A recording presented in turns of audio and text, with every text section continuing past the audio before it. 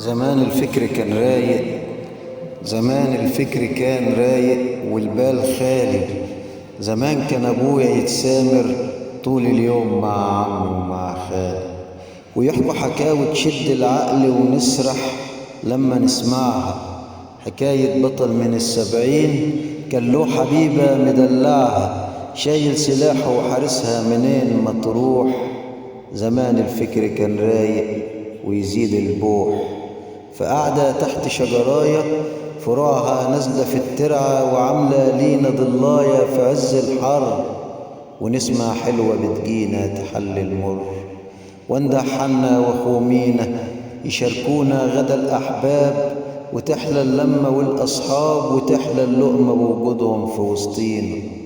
تتوه النسمة في أسامينا وتعلى الضحكة والبسمة، وتيجي مريم وتيجي فاطمة ونقعد قعدة أخوية ووسط الخضرة نتمشى ونعدي المعدية. زمان الفكر كان رايق.